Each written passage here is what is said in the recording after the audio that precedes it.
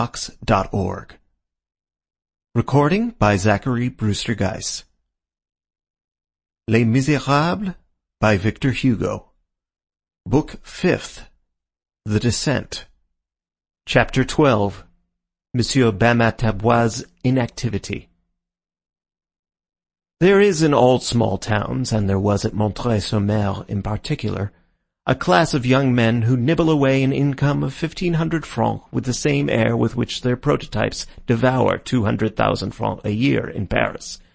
These are beings of the great neuter species, impotent men, parasites, ciphers, who have a little land, a little folly, a little wit, who would be rustics in a drawing-room, and who think themselves gentlemen in the dram-shop, who say, "My fields, my peasants, my woods," who hiss actresses at the theatre to prove that they are persons of taste, quarrel with the officers of the garrison to prove that they are men of war, hunt, smoke, yawn, drink, smell of tobacco, play billiards, stare at travellers as they descend from the diligence, live at the café, dine at the inn, have a dog which eats the bones under the table, and a mistress who eats the dishes on the table, who stick at a sou, exaggerate the fashions, admire tragedy, despise women, wear out their old boots, copy London through Paris, and Paris through the medium of Pont-à-Mousson, grow old as dullards, never work, serve no use, and do no great harm.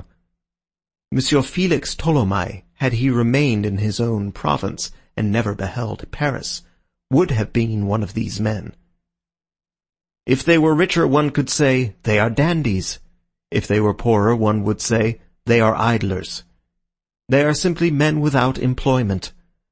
Among these unemployed there are bores, the bored, dreamers, and some knaves.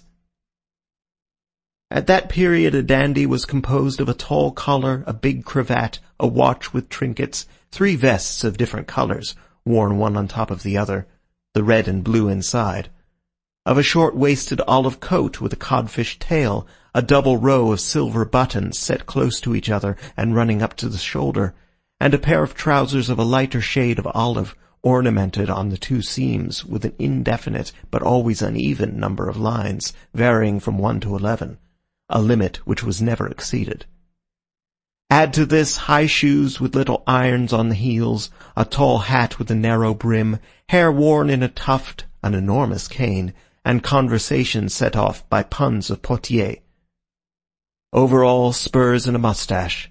At that epoch, moustaches indicated the bourgeois, and spurs the pedestrian. The provincial dandy wore the longest of spurs and the fiercest of moustaches. It was the period of the conflict of the republics of South America with the King of Spain, of Bolivar against Morillo. Narrow-brimmed hats were royalist, and were called Morillos. Liberals wore hats with wide brims, which were called Bolivars.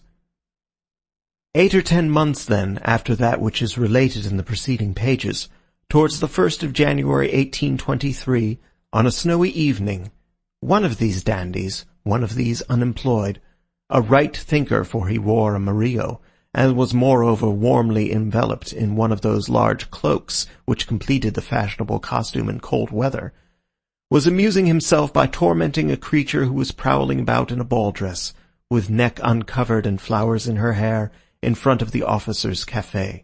This dandy was smoking, for he was decidedly fashionable. Each time that the woman passed in front of him, he bestowed on her, together with a puff from his cigar, some apostrophe which he considered witty and mirthful, such as, "How ugly you are! Will you get out of my sight? You have no teeth," etc., etc. This gentleman was known as Monsieur Bamatabois.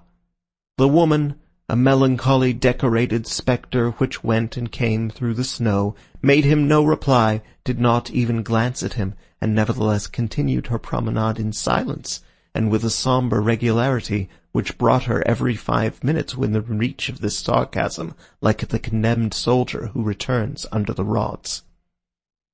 The small effect which he produced no doubt piqued the lounger, and taking advantage of a moment when her back was turned, he crept up behind her with the gait of a wolf, and stifling his laugh, bent down, picked up a handful of snow from the pavement, and thrust it abruptly into her back between her bare shoulders. The woman uttered a roar, whirled round, gave a leap like a panther, and hurled herself upon the man, burying her nails in his face with the most frightful words which could fall from the guard-room into the gutter. These insults, poured forth in a voice roughened by brandy, did indeed proceed in hideous wise from a mouth which lacked its two front teeth. It was Fantine. At the noise thus produced, the officers ran out in throngs from the café, passers-by collected, and a large and merry circle, hooting and applauding, was formed around this whirlwind composed of two beings, whom there was some difficulty in recognizing as a man and a woman. The man struggling, his hat on the ground, the woman striking out with feet and fists, bare-headed, howling, minus hair and teeth, livid with wrath, horrible. Suddenly a man of lofty stature emerged vivaciously from the crowd, seized the woman by her satin bodice, which was covered with mud, and said to her, "Follow me." The woman raised her head.